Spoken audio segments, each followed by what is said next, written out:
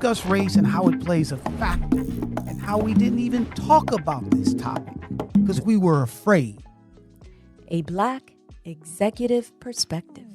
Welcome to BEP Live on a Black Executive Perspective. I'm your co-host, Chris P, and we here to cut through the noise and get straight to what matters, from power, politics, culture, leadership, and the moments that's shaping our world right now. No filter, no safe takes, just honest dialogues and real accountability. So we're going to get into it live with y'all tonight. And this is what we're going to be talking about. Last week, we talked about moral responsibilities and the stories that America refuses to talk about with Black life. Tonight, we're expanding that conversation because moral responsibility doesn't stop individual behavior. It also applies to how culture reacts when there's power shifts and how dehumanization gets normalized when certain people become too visible, too shiny, right? We're talking about two moments that on the surface look unrelated, but if you peel it back a little bit and look a little bit to squint a little bit, you'll see the similarities. One is the backlash to the Bad Bunny situation being connected to the Super Bowl halftime show and how the far right responded to that moment, how they just lost their minds, right? The other one is Donald Trump circulating content on his social media depicting Barack and Michelle Obama as apes in the jungle. I know y'all heard about it. I know y'all felt a certain way or shook y'all head or whatever the case may be. I know some ancestors was rolling over in their graves, black and white. But they seem like different stories.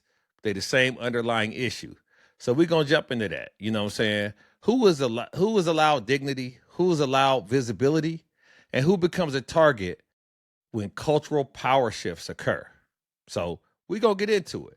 I'm here tonight solo for a second. Tony a little behind because he's taking care of some business. So he might jump in, but if he don't make it, I got y'all with me. So hopefully y'all tune in and chime in on the comments. And I try to navigate this thing. It ain't really my wheelhouse. He usually messes with the comments and the feedback and things of that nature.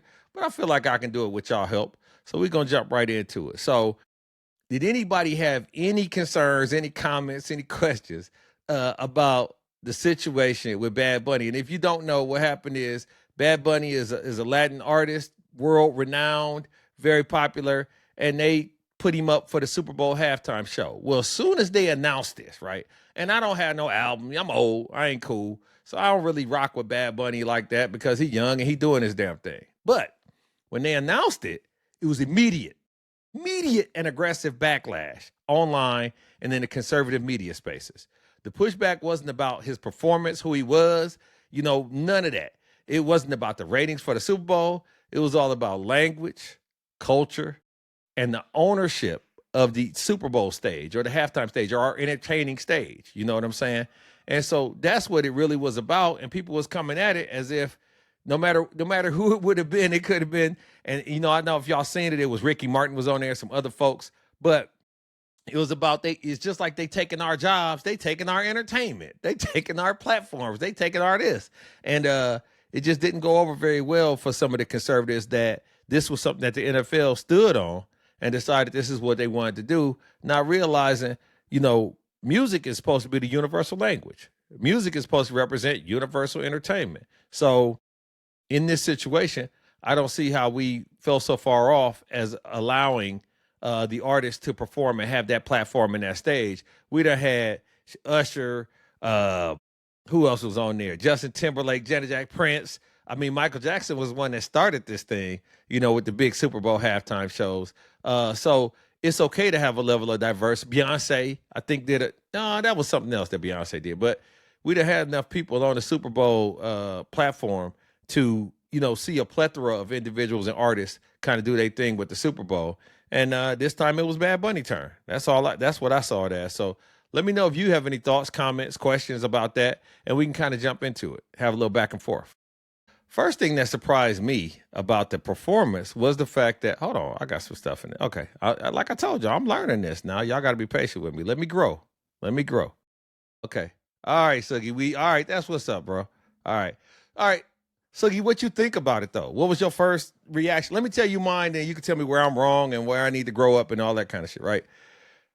I took Spanish in high school, period. So So I think that was Lady Gaga. Once again, I'm not cool. But when that white lady got up and started singing and saying some stuff in English, I was like, cool. The rhythm, of course, the ladies, gyrating and things like that was what my brother-in-law was on. Like, he was like, I got to go to Puerto Rico. I got to get I got to get myself together so I can get down there to the islands. And that was in the music part of it. But I didn't realize it was going to be all Spanish language. I didn't. And although the music was the music and the energy was the energy, I have no idea what they was talking about, didn't understand the content, but I knew that was his platform to do his thing. And he seemed to be enjoying himself with his peoples. So what did y'all think about that part of it? Okay. All right. So let me get it with you. You don't need to understand Spanish to understand the message. So let me ask you this, though, because this is the key here. Did you take this as a rebellious message and kind of add a thumb in the eye or a middle finger to the country because this cat was singing in Spanish? Like that I didn't correlate the two at all, but that seemed to be some of the things that I was hearing was that if somebody is representing who they are as Americans, right? Like people stop acting like Puerto Rico is not, saying part of America, but you don't have to have a passport to go there. So in a situation where that's his music, that's what he do. I might be hyperbolic in this, so help me out. When I moved to the South, I was devastated that people was able to get around and get jobs with the level of Southern accent that I was exposed to. Keep in mind, I grew up, born, raised, went to school in the North. So everybody spoke like TV, right? Everybody spoke like Walter Cronkite and Ted Koppel. It wasn't until I went to the South that I was like, I thought they was joking at first, some of these deep, Appalachian kind of twangs and things of that nature in their vocab. But the reality of it is, colloquialism and the way people speak and the way they get down, that's how they get down. So for me to say they less than or they're not American or that they not on the same thing I'm on, I think that's insensitive and disrespectful. And so once again, with a country artist, a country music artist, a Spanish artist, a rap artist, I guarantee you when Kendrick Lamar did this thing, everybody didn't understand his lyrics or some of his metaphors and bars and whatnot. The music is the music, the vibe is the vibe, and the energy is what you're there for. You're there to be entertained by the performance. It's not just a balladeer just singing Pavarotti. It's a totally different thing. So let me see what here. Social media.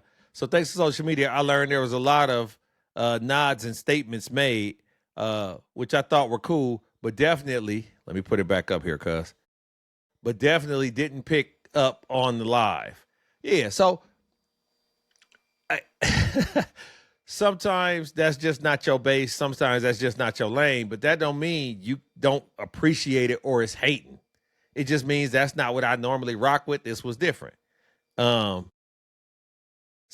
yeah, let's get into that because you see it in pockets. You see it on Miami Vice. You see it in movies, the Cuban culture, the Latin culture. You see, we did an episode where there was a woman who's now in the legal field, who her husband originally came over. They were from Mexico, and they got over the wrong way or by illicit means.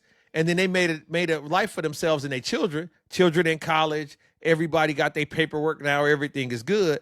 But the reality of it is they was trying to do it the right way. It wasn't working out, things of that nature.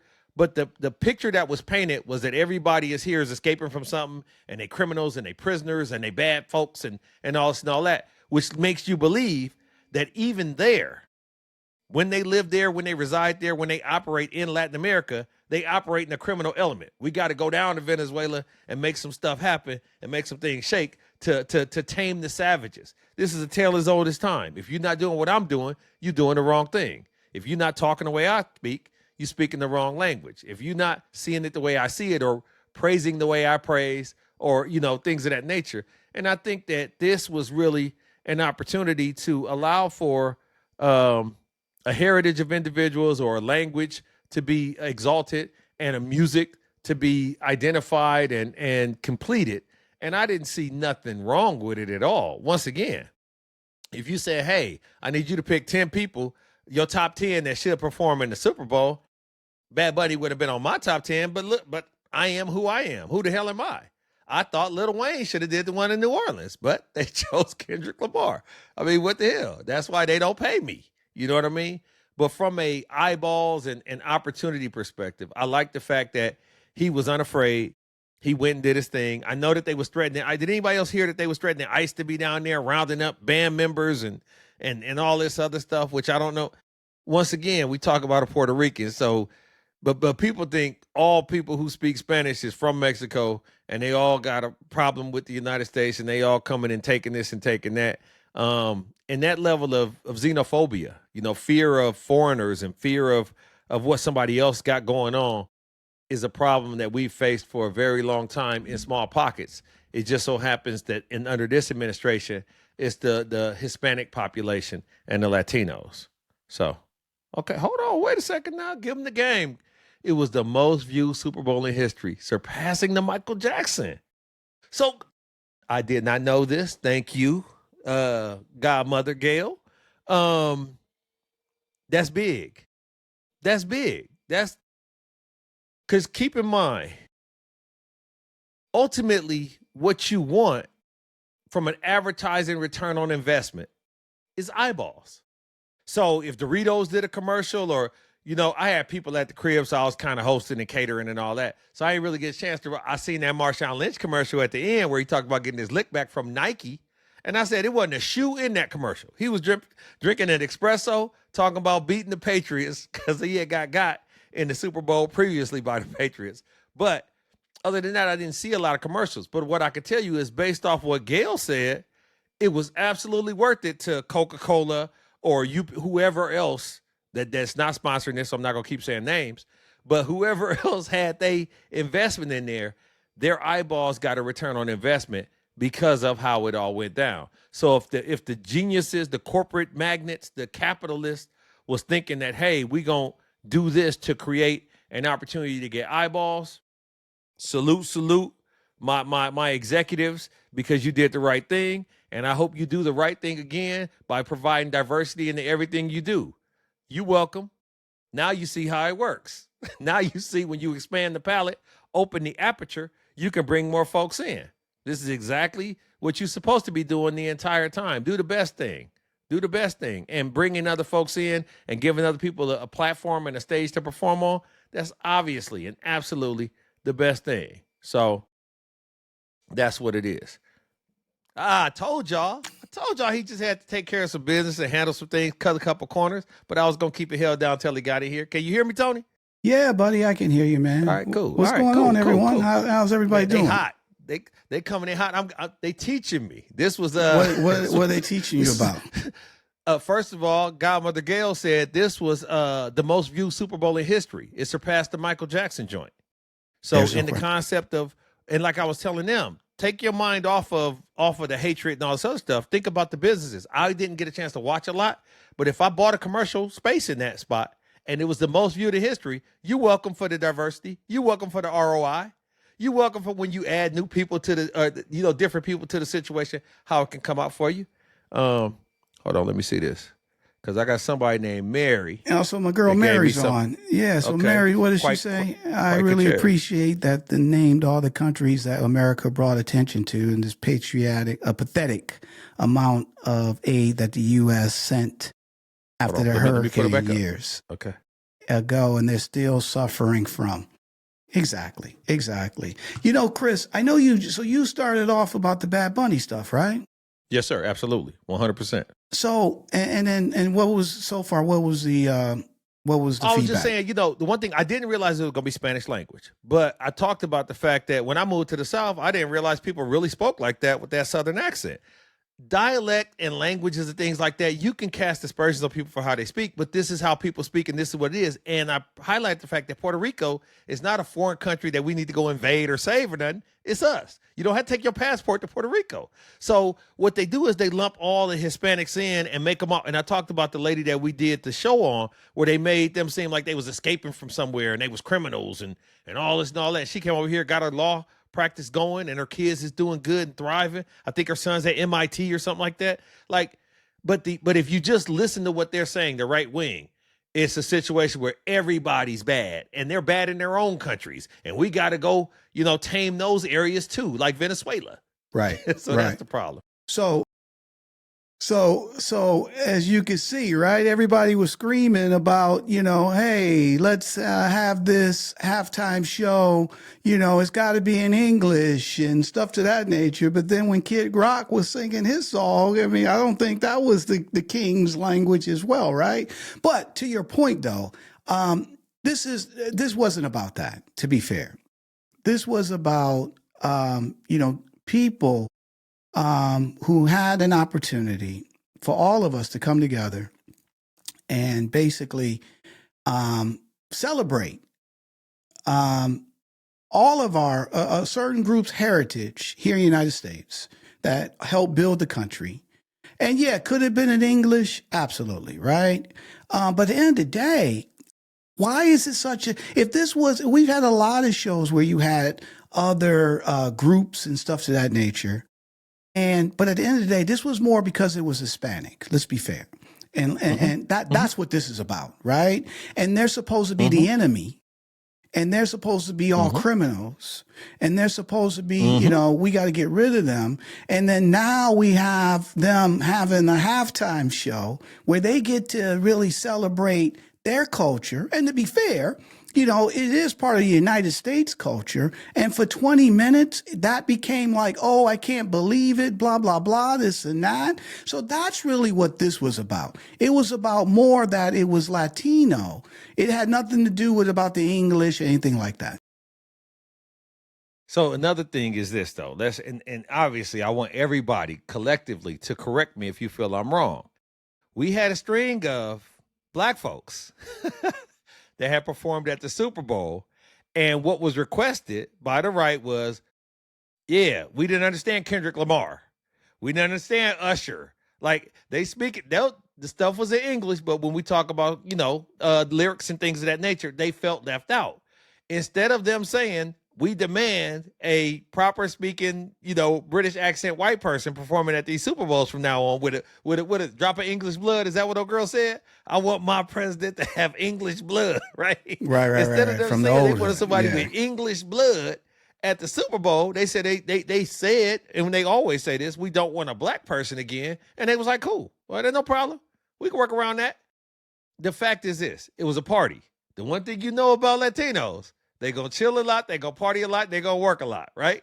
It's work hard, play hard type situation is part of the stereotype. But in the idea of when you talk about advertising, think the halftime show is a dynamic where you get people to come in for a entertaining celebration. It has nothing to do with the game.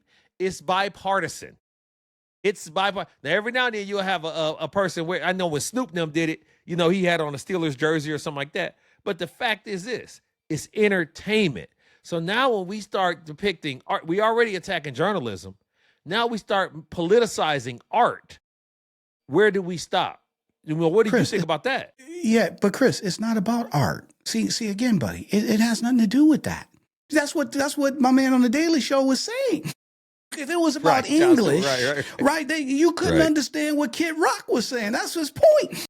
All right, it has nothing to do with that. It has to do that you had Latinos who had the platform. Okay, that's the issue. And at the end of the day, they're supposed to be the villain.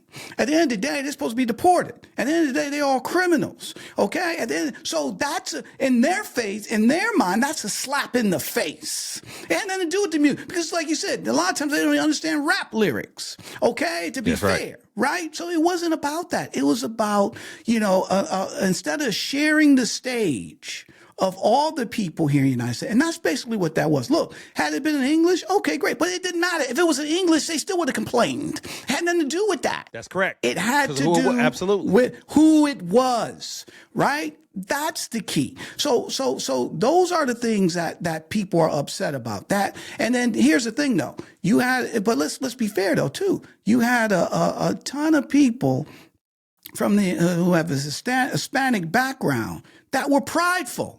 That was like, they were crying. They were like, look, oh my God, we have our moment. Look at this beautiful thing. And then when he talked about, like Mary Broomall brought up, he talked about all the countries. All those people came here in the United States. All those people were part of building and still live here and work, unless they not being chased down like dogs. But all those people, they have businesses and they're doing this and they're doing that. So this was their time to they contributed. They building the country, helping build the country. So this was their time to be, push their chests out, okay, and say, hey, guys, look at us. And so that's the beauty. That's why everybody should have been like, oh, this is great, right? Blah, blah, blah. But it wasn't that. It was more of this group.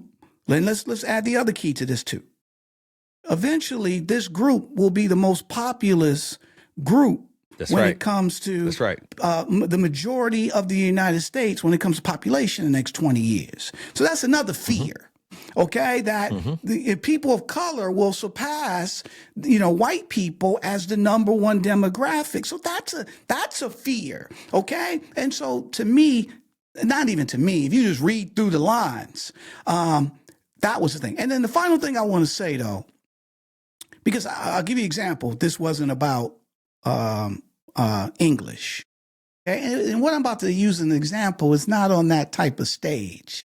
But do you remember and I'm going to ask the audience, do you guys remember in 2003, there was this movie that came out, and it was an Asian movie, and it got nominated for 10 Oscars, and people went to the theaters in droves.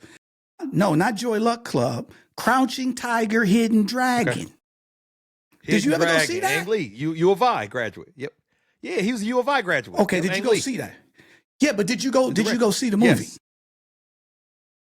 So what was it about when you saw the movie? Yes, I went to see the movie. What was unique about it? I did see the movie. That it was not in English. It was subtitled. It was in all subtitles.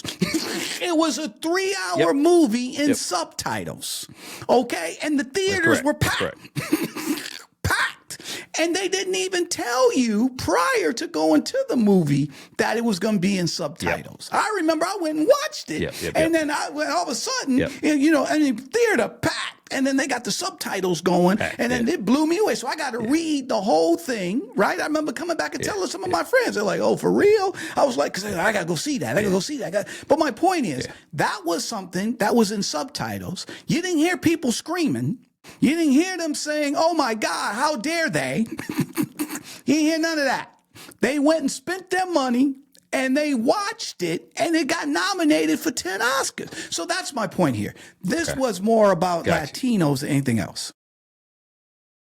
Yeah, and I was thinking of a different movie with Ang Lee. Somebody had to put it in the chat what that movie was with the boy was on the raft with the tiger. But moral of the story is, I get what you're saying in that regard, but the reality of it is, and we talk about this too frequently, when white dudes get uncomfortable, they want scorched earth. Something got to change. Something got to give, because I should not feel uncomfortable. A white dude should not ever be inclined to feel uncomfortable in the United States of America. I should be able to do as I please and get away with crimes and whatever. If something has gone wrong when I'm a white dude and I feel like I'm being infringed upon, or there's a level of discomfort that I have to, be exposed to, and this is the way. This is like the Mandalorian. This is the way.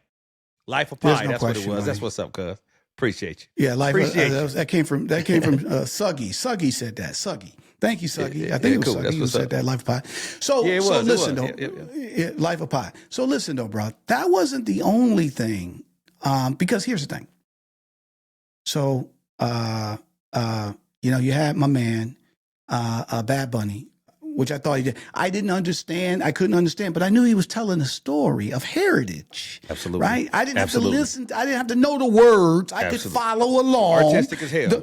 Artistic the beat as hell. was good, so I was jamming to the beat, right? And I loved the story, right? Because he was telling a story of the heritage, Puerto Rican heritage, whole nine yards. Something to be very proud about. Now, so you had 47 go up and say, this was the worst thing since the blah, blah, blah, and it divides our country and this and that, the whole nine yards. But let me ask you this question, though.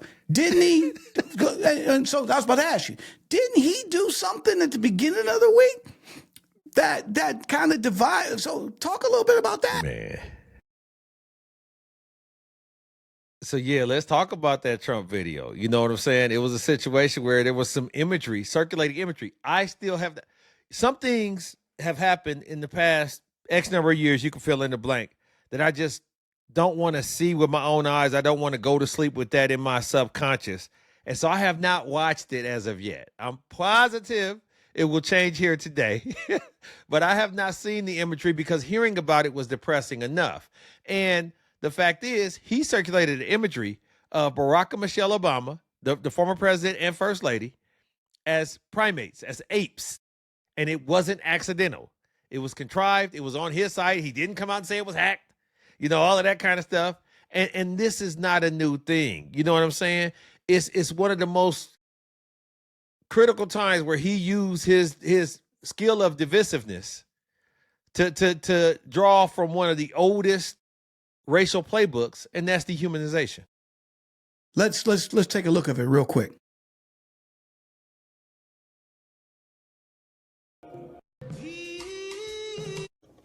The White House has taken down a Truth Social video depicting former President Barack Obama and First Lady Michelle Obama as monkeys. The White House says a staffer erroneously made the post. It was up for 12 hours. Senator Tim Scott posted to X, quote, "Praying it was fake because it's the most racist thing I've seen out of this White House. The president should remove it." The video was mostly about vote counting technology before scrolling to an apparent AI-generated image of the Obama's faces photoshopped onto two monkeys, a racist trope. White House Press Secretary Caroline Leavitt says, quote, "This is from an internet meme video depicting President Trump as the king of the jungle and Democrats as characters from The Lion King." The clip from Trump's post is not from Disney's The Lion King, as the movie does not feature gorillas or orangutans. Barack Obama's former national security advisor denounced the video, calling Trump a, quote, "stain on American history." The White House has dismissed the video, calling the criticism, quote, "fake outrage."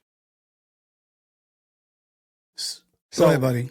Fake outrage, right? Fake outrage, number one, the Super Bowl stuff was fake outrage. This was not. This was very, very emotionally poignant, especially from someone who constantly does things that's racist or could be perceived as racist. It's not my job to call somebody racist or entail somebody's heart or their, but what I can tell you is the symptoms fit the situation. And the reality of it is, how do you accidentally create something like they said it was accidentally created by a White House? It wasn't. Come on, man. Created. Come on. It wasn't. It wasn't. It just we shouldn't have time for this, and there's no place for this. But you've talked about the fact that a level of chaos and distractions have ensued ever since this person's been in office, ever since the files were supposed to come out. Everything is just look over here, don't look at this, look at that. And unfortunately, it's looking at worse stuff. It's not look at everything I've done good.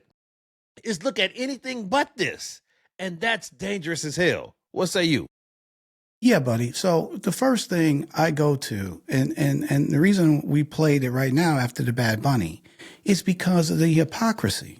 Okay, so they're screaming about Bad Bunny and he didn't speak English and it was a slap in the face, United States, and this was dividing us and all those type things. But then a few days earlier, Trump posts this, said it was an accident, but it clearly wasn't. Okay. And at the end of the day, did you hear those same people screaming and hollering? The ones that was just on a few minutes ago saying that, hey, this was the most despicable halftime show. They're dividing us. They wasn't in English. Did you hear that same type of outrage when it came to that video? Of course you didn't. You know, the tough part about it is, Tony, and I think we might be overlooking this, and I'm going to ask the people to chime in on this. You and I could have things that we say or things that we do behind closed doors, and we don't. But I'm talking about different things. I'll give you a great example. John Gruden. John Gruden, NFL coach, had emails with his buddies that was going back and forth. They were racially charged. They were homophobic. They were this and that.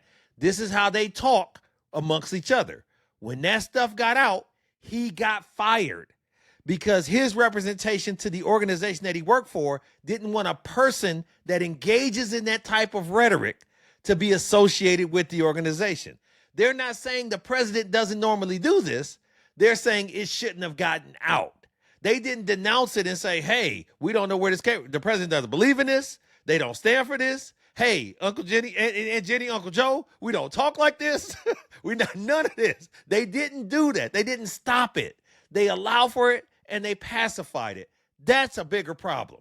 So, Chris, but again, man, so I hear you, and I can't, you're trying to compare this to John Gruden. They're not on the same level.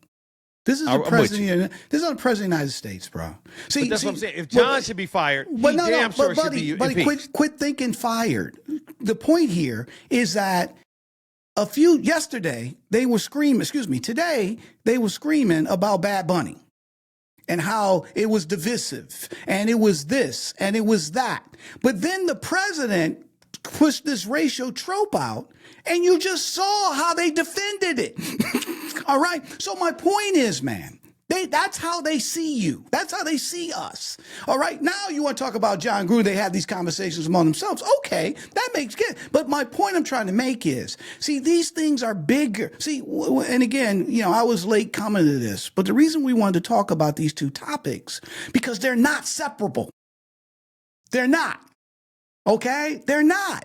And so at the end of the day, it doesn't matter that you became the president of the United States, you had the first lady, you're still an ape.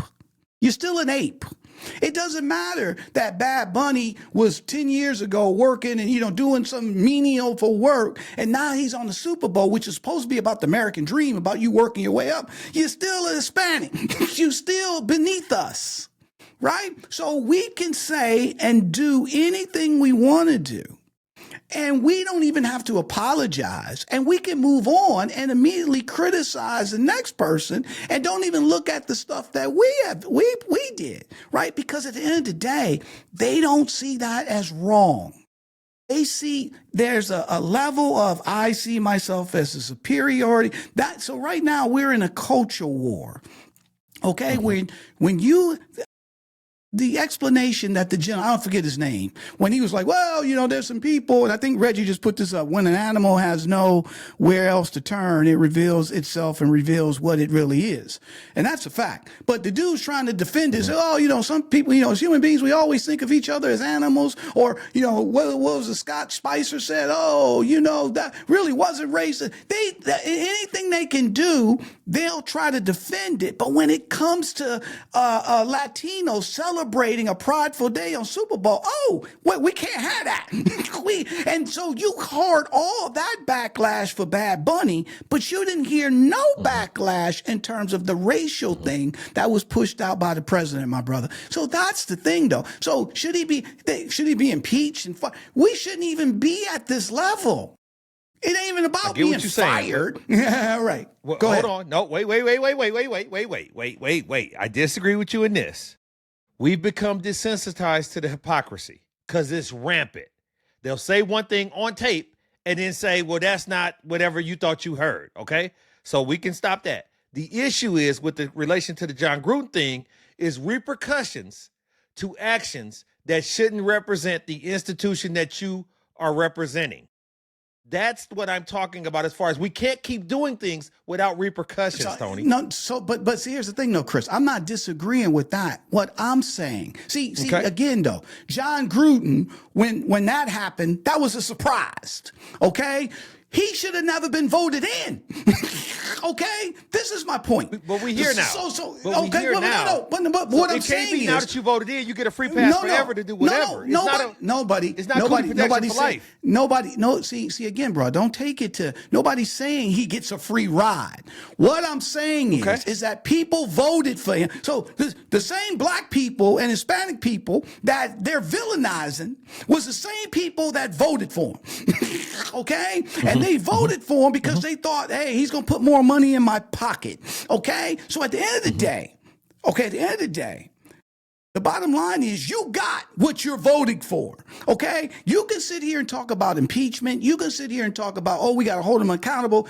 Buddy, this ain't corporate America here, all right? The dude owns a house. He owns a set. You just saw, I just played a video of a ton of people taking up for him, and there's no way to defend it. They still take up for him, so there is no repercussion, okay? See, what I'm saying is, when you talk about, and what you're saying is factually correct, but that's when there is I don't want to even say moral authority. That's when you have an objective. That's when you have an area where people will hold, you work here, we hold you accountable, we fire you.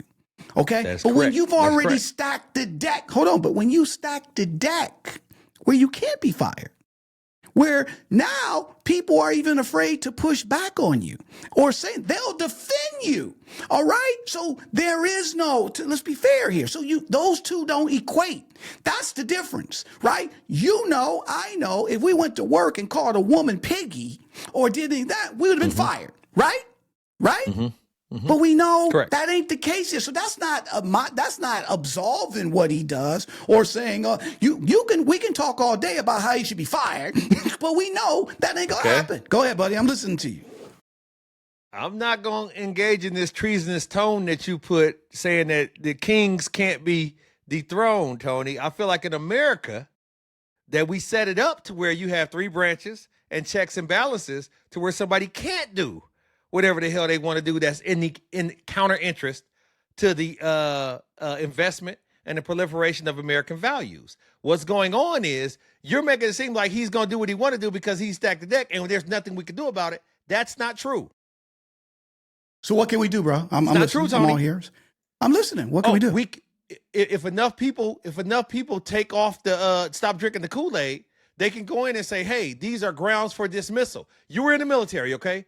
Were you in a battalion or a company, or what were you in? Chris, but to be fair though, when have you seen that? Chris, so buddy, I hear what you're saying. What's happening, but I'm also understanding what's the ability to happen. You're making it seem like we don't have any repercussions at our disposal and we just got to live with this for 3 years. That's not true. So what do we have? Line in the sand and say enough is enough. But so talk to me, buddy. What can we do? I said fire. I said impeach. I said we can start using the term. We can start working on impeachment. Chris. It reminds me of what was that flick? It was a flick about Lyndon Johnson. It was an HBO movie, and I forget who his vice president was, but who also ran for president. He didn't win, but I remember Lyndon, the guy. Who was the vice president? It doesn't matter. Was it Kissinger? But no. Kissinger was Secretary of State for a Republican. It was, I forget it, but he ended up losing to Nixon. The point I'm trying to bring up. So his vice president is like you, talking to LBJ, and he's sitting here telling LBJ, we got to do this, we got to do that, we can push back, we can do this. And LBJ said, this is the problem with you Democrats. You keep talking about what we can do, and I'm telling you what votes we have to do. If you only got the votes, it don't matter. Okay? That's a fact. Okay? So you can talk all day. We got to draw a line in the sand. We got to do this. But if you own the House, the Senate, and the White House, who's impeaching who? Who's stopping who? Right. So how we push back to your point, though, I will go to your point, is we vote in the midterms. Okay? That's how you push back. But you don't impeach. That ain't gonna happen because you don't have the votes. We don't have the votes. That's why voting is so powerful. Okay? Because now you have power, right? But when somebody owns everything and even the people in them don't have their morality is gone. So they're willing to sell their own souls and let this person do whatever they want to do because they're afraid that they won't get reelected or whatever the case may be. So unfortunately, if you have that, then to be honest, so this is the thing, bro. Why do you think he's doing what he's doing? to solidify that gap and the cater to his base. Because he know he can. He know he can. Yeah. He knows he can. Yeah. Right. Nobody else would do that. He knows he can. So look, my brother, I'm not sitting here saying, oh, we sit back and twiddle our thumbs and start, knitting. Look, our platform that we have is about pushing back. But at the end of the day, you got to know what you can do versus just saying, let's do that. So how you push back is the midterms. Right? But impeachment, it ain't happening. That part, you can forget about that. You can forget about that. I was just making sure that I didn't go out like you and Don Lemon and get my name on record talking reckless. You know what I'm saying? You know what I'm saying? But, here's the thing, though, bro. Here's the thing, though, bro. At the end of the day, what's really sad, and so this is where I agree with a lot of stuff you said. In terms of the tactics, is where we disagree, right? So we're about accountability, right? So all that. But the key is this: what I want. And hold on, is Mary still on here? Mary Broomall, she was on. She said, so me and Mary, I hope you're okay with me sharing this story, okay? Because she said cool something. Yeah, she Mary said cool something to me. She said something to me that woke me up, to be honest. Okay. And so me and Mary was talking earlier this week, and we were chatting, and she was talking about how she sees the state of the state things. But she said something that I forgot all about. She said, Tony, this is not all Trump. Trump is a puppet, okay? This is the people that back him, okay? And when she said that, I was like, you know what? You're right. This is Stephen Miller. This is Banyan. Those are the guys. So anytime a person get elected president, they just don't go on their own. I mean, it's the big money that's put behind them to say, we want you and we want you to do this, that, this, that, this, that, okay? Yep. So it's that group that's trying to create America the way they come on, buddy. We know he's trying to win awards. So we know know how vain he is. Okay. So all you gotta do is give him a title or say he gonna win a Nobel Peace Prize, or if he can get his name put on the Kennedy Center, he good. You see what I'm saying? He good. So you can easily play him. Okay, but at the end of the day, the bottom line is that there is a group that's backing him. Okay, that's a fact. So when you understand that, then you see that this is a strategy. It's bigger than him. He's just a puppet, and he's willing to say anything and do anything. That's why he's not like saying, hey, think about it for a second. How many, buddy, and you know this, you're a historian. How many presidents have come out and they put some type of, they want to put some type of legislation or something out, and then all of a sudden they believe in it, but then their people that back them say, no, you can't do that. Nope. All right. And then they change course. Absolutely. It's not because they all of a sudden got a conscience. It's because the people that back them say, look, bud, you can't do that. We got to move this, and that. And then they do, right? Because those are the people that back them. Those are the people that keep that person in power. So when she said that, I was like, that is an excellent point. And that's how we got to look at this. It's a strategy. It's a strategy bigger than one person. It's a strategy trying to create the country the way they want to create it. But does it make you sad as a veteran and as a tax-paying American that group is bigger than the anti-group, that group is more influential than the anti-group? Where's our group? Where's the backing of our group to stop this type of stuff? So how does that group have that type of advantage? How did they get that type of advantage? Bread. No, but the money. But what did Scarface say? What did he say when he said, first thing you got to get is what? He said, first you get the power, then you get the money, then you get the woman. Okay. I was out of order with the money first. I got you. Okay. Yeah. So, buddy, how did they get power? They got voted into power. You see what I'm saying? So the biggest thing that all people can do is vote. Okay? Is vote. And what are they trying to do? Somebody just put this up, Reg. So they're trying to nationalize the vote. right? Because if they can, what do you put here, Reg? You know, nationalize the vote is his goal. I see a criminal trying to hide, by any means. So if you can nationalize the vote, then you can control the power, because then you can just say, we didn't lose this and that. You see what I'm saying? That's how you get power, is by vote, right? You can talk all day, he did this wrong, he said that we got to hold him accountable. Get out of here, man. That shit ain't going, it's power. So when you get into power, you got it. You got it, okay? And that's why we have to be, these are lessons that we have to learn, that you just can't vote anybody in. You can't just vote thinking that, oh, they're going to put more money in my pocket, even though he's a racist or womanizer, he's this, that. But you know what? I'm going to have a little bit more money in my pocket. All right. Or a felon. And then you vote that way, right? And then next thing you know, you behind bars, right? They chasing your mama down the street. They kicking your door in, right? They didn't care about you, right? They're throwing up 8 pictures and stuff to that nature because they got the power, bro. They got the power. And so thanks, Reg, on the federalizing of voting and all that type. That's what you just said. What were we talking last week, a couple weeks ago, when we were talking about the Attorney General. Was the Attorney General sent a letter to Minnesota saying that we'll pull ICE out if they do what? If they give you all the records, expose all the rosters and whatnot. The voting records. The voting information. The voting records. Why would they, what does ICE have to do with that?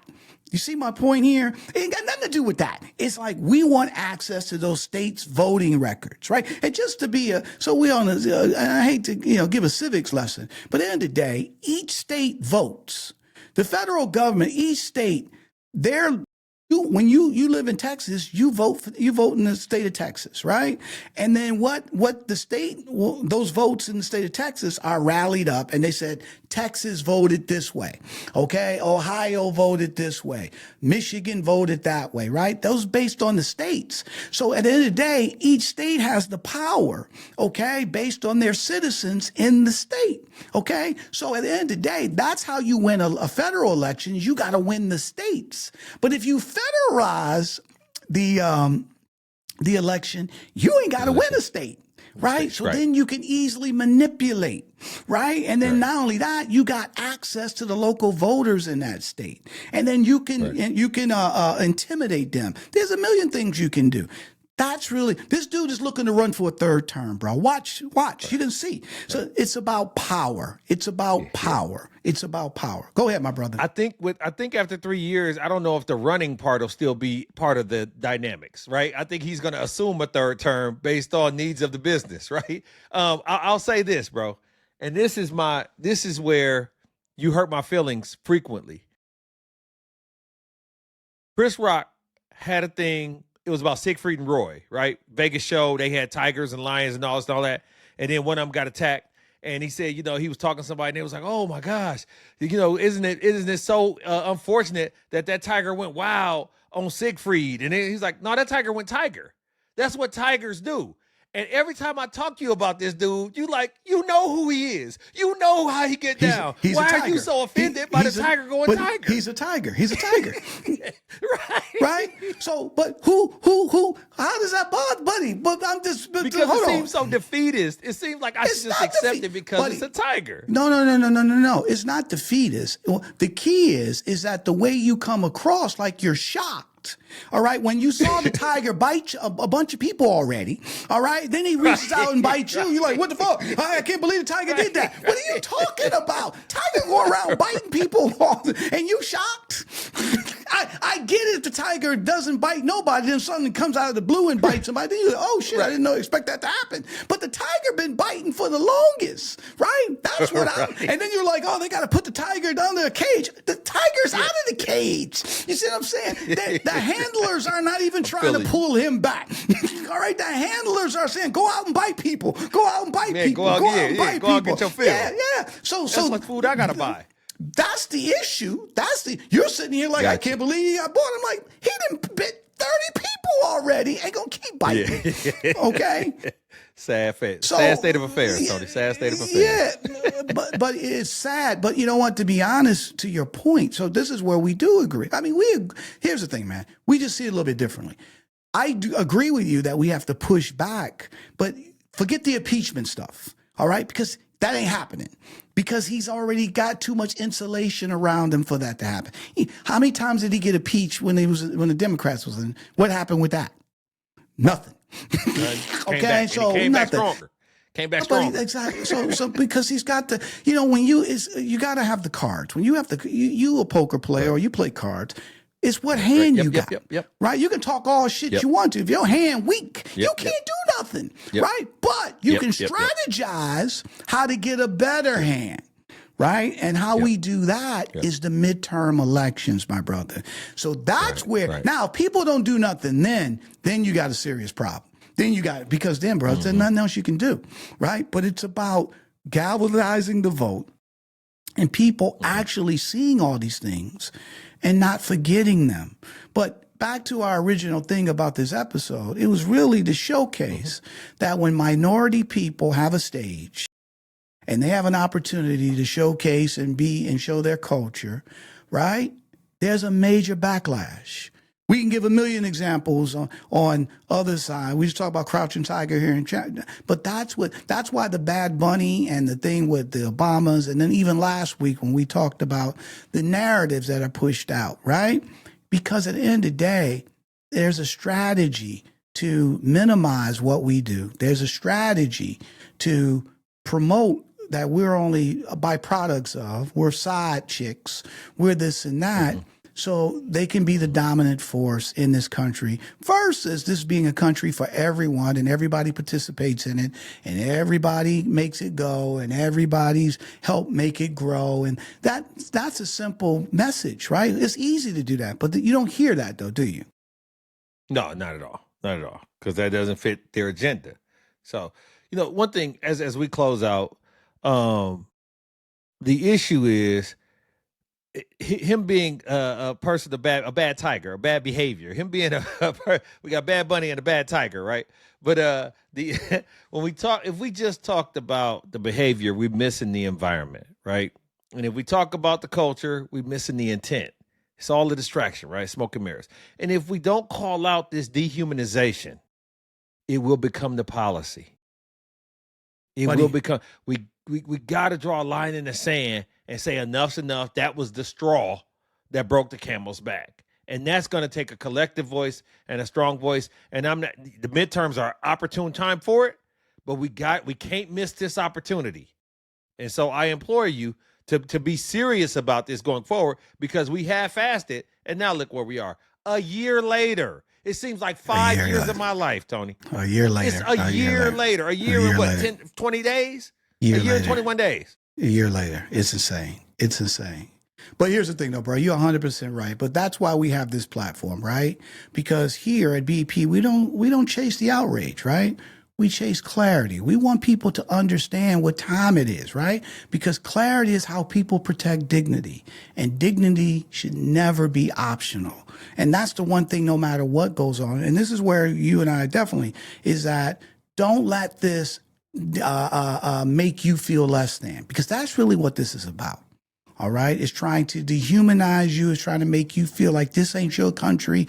It's trying to make you feel like your contributions don't matter. That is not true. And so that's why we talk about these things. So you have a clear understanding.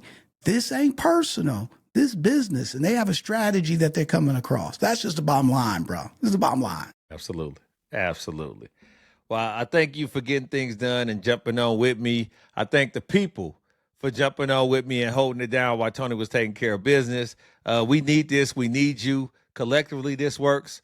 By itself, it just doesn't. And so I'm glad that y'all was able to come in and hold it down. And thank you for doing so every Tuesday live with us, 6 p.m. Eastern. We want to remind you at this time to check out Need to Know with Nsinga. You don't want to miss this week's episode of Need to Know with Nsinga with Dr. Nsinga Burton on a Black Executive Perspective podcast. Dr. Burton dives into timely and crucial topics deep like this, that shape our community, our country, and our world. So you want to tune in and gain those insights to deepen your understanding on those issues, because she gives it to you and you can't resist it. Absolutely. And don't forget to check out our next Pull Up Speak Up here on the Black Executive Perspective podcast. Our roundtable get together, bold, provocative topics. You got to check it out because you'll really enjoy it. It's not just talk, it's a revolution. Join us here. Pull Up Speak Up on the Black Executive Perspective podcast.